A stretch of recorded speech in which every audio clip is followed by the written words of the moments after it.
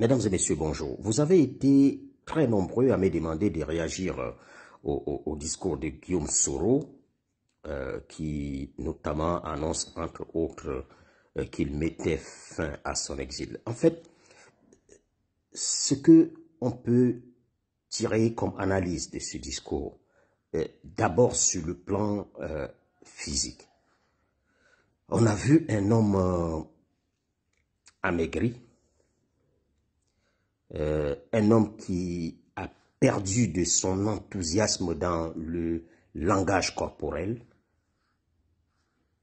Le regard était celui de quelqu'un qui n'est plus sûr de lui-même, qui doute, qui a des doutes sur ses propres capacités réelles. Et en un mot, un homme fini. Un homme fini. Et j'avais même de la peine pour lui. Il faisait pitié. Guillaume Soro faisait pitié dans ce discours-là. Mais néanmoins, il pense encore pouvoir faire peur au pouvoir d'Abidjan, notamment quand il annonce son exil et qu'il annonce qu'il est désormais installé en Afrique. Bref,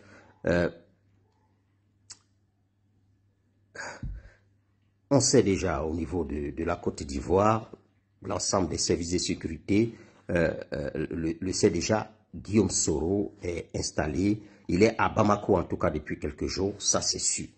Mais les menaces à peine voilées de Guillaume Soro, plutôt voilées d'ailleurs, hein, parce qu'elles ne sont pas très directes, de dire voilà, je suis maintenant là, tout près de la Côte d'Ivoire, et je vais mettre fin à mon exil. Ces menaces-là, en réalité, qu'est-ce que ça veut dire? Ça veut dire simplement que Guillaume Soro tente de faire peur au pouvoir d'Abidjan et dans l'espoir que le gouvernement ivoirien prenne contact avec lui pour négocier les conditions de son retour. C'est assez pitoyable comme stratégie parce qu'en réalité, Guillaume Soro est visiblement le seul à ne pas savoir qu'il ne fait peur à personne en Côte d'Ivoire aujourd'hui.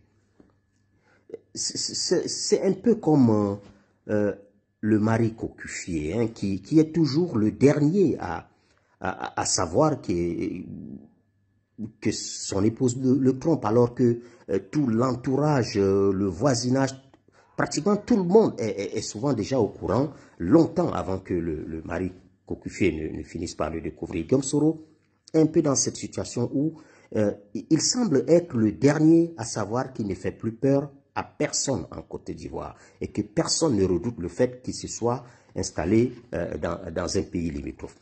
En réalité, Guillaume Soro tente de profiter du fait que aujourd'hui il y a un certain nombre de régimes dans les pays limitrophes, le Burkina et le Mali pour ne pas les citer, qui sont hostiles au gouvernement d'Alassane Ouattara.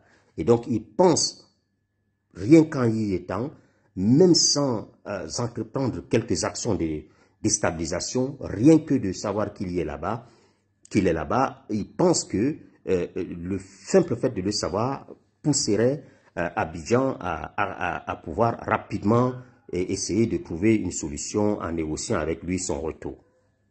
En réalité, je me suis renseigné, j'ai discuté avec quelques sources et aujourd'hui, ce que Guillaume Soro peut-être ignore ou bien fait semblant d'ignorer, c'est que la Côte d'Ivoire est aujourd'hui un pays surarmé, qui est sûr de lui-même sur le plan militaire, en termes d'hommes, de formation des hommes, en termes de nombre d'effectifs et en termes d'équipement militaire. Dans tous les pays aujourd'hui de la CEDEAO, il n'y a que le Nigeria qui est capable de mobiliser plus d'hommes, plus de matériel militaire, plus de capacités d'intervention que la Côte d'Ivoire. Donc, Abidjan est plutôt serein, selon ce que j'ai compris depuis qu'on sait en Côte d'Ivoire que Guillaume Soro s'est installé au Mali et qu'il pourrait faire des va-et-vient entre le Mali et le Burkina Faso, voire aller jusqu'au Niger, où Tiani aussi est considéré, et considère Abidjan comme un régime hostile. Si, par hasard, Guillaume Soro s'amusait à monter une opération de déstabilisation à partir des pays de la sous-région frontalière de la Côte d'Ivoire, selon plusieurs sources diplomatiques, notamment avec lesquelles je me suis exprimé ce dimanche soir, le pays qui tenterait de servir des bases arrières à la Côte d'Ivoire, à Guillaume Soro pour une opération de déstabilisation de la Côte d'Ivoire, ferait face à une riposte militaire impitoyable de la Côte d'Ivoire, avec une possibilité même que la Côte d'Ivoire envahisse ces pays. Ça, c'est des informations qui sont à prendre au sérieux.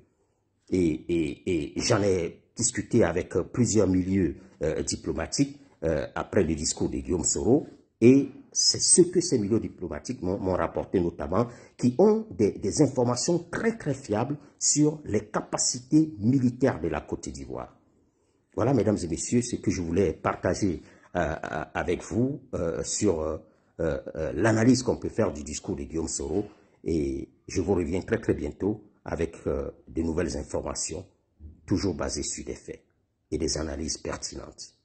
À bientôt.